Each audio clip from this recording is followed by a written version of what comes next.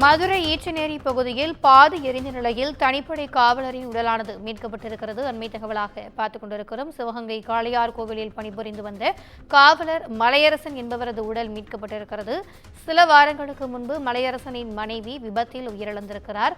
மனைவி அனுமதிக்கப்பட்டிருந்த மருத்துவமனையில் சிகிச்சை ஆவணங்களை வாங்குவதற்காக மதுரை வந்துள்ளார் மலையரசன். மதுரை வந்த மலையரசன் மருத்துவமனையிலிருந்து 2 கிலோமீட்டர் தூரத்தில் சடலமாக மீட்கப்பட்டிருக்கக்கூடிய சம்பவம் அப்பகுதியில் பரபரப்பை ஏற்படுத்தியிருக்கிறது. அண்மை தகவலாக பார்த்துக் கொண்டிருக்கிறோம். மதுரை ஈச்சநேரி பகுதியில் பாதி எரிந்த நிலையில் தனிப்படை காவலரின் உடலானது மீட்கப்பட்டிருக்கிறது. அண்மை தகவலாக பார்த்துக் கொண்டிருக்கிறோம். சிவகங்கை காளையார் கோவிலில் பணிபுரிந்து வந்த காவலர் மலையரசன் என்பவரது உடலானது மீட்கப்பட்டிருக்கிறது. சில வாரங்களுக்கு முன்பு அவரது மனைவி விபத்தில் உயிரிழந்திருக்கிறார். மனைவி அனுமதிக்கப்பட்டிருந்த மருத்துவமனையில் சிகிச்சை ஆவணங்களை வாங்குவதற்காக மதுரை வந்திருக்கிறார் மலையரசன்.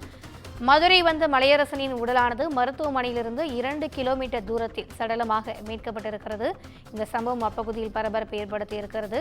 தகவலின் பேரில் அங்கு குவிந்திருக்கக்கூடிய போலீசார் தற்போது தீவிர விசாரணையில் ஈடுபட்டு வருகிறார்கள். மோப்பநாய் உதவியுடனும் அங்கு விசாரணையானது நடைபெற்று வருகிறது. அவர் கொலை செய்யப்பட்டாரா அல்லது தற்கொலை செய்து கொண்டாரா என்று பல்வேறு கோணங்களில் போலீசார் விசாரணையை தீவிரப்படுத்தியிருக்கிறார்கள். கூடுதல் விவரங்களை எமது செய்தியாளர் அருண் வழங்க கேட்கலாம். வணக்கம் அருண். காவலரின் இறந்தது குறித்தான கூடுதல் விவரங்கள்.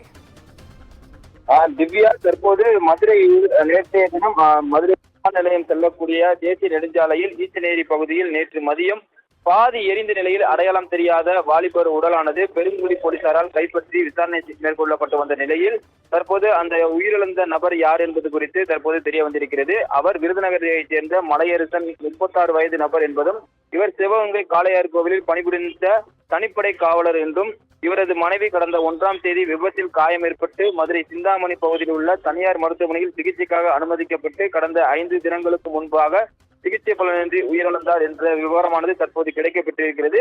இது குறித்து சிந்தாமணி பகுதியில் உள்ள மருத்துவமனையில் மனைவி குறித்த கட்டண ரசீது உள்ளிட்ட ஆவணங்களை வாங்குவதற்காக வந்ததாக கூறப்படக்கூடிய மலையரசன் தற்போது ஈச்சநேரி பகுதியில், அதாவது மதுரை தூத்துக்குடி செல்லக்கூடிய தேசிய நெடுஞ்சாலை பகுதியில் மருத்துவமனையிலிருந்து சுமார் 2 கிலோமீட்டர் தூரத்தில் உள்ள ஈச்சநேரி பகுதியில் பாதி எரிந்த நிலையில் தற்போது அவர் கண்டுபிடிக்கப்பட்டிருக்கிறார்.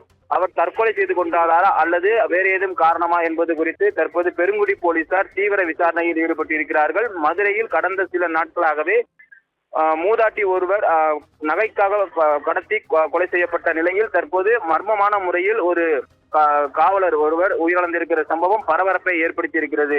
திவ்யா, கூடுதல் விவரங்களுக்கு நன்றி அருண்.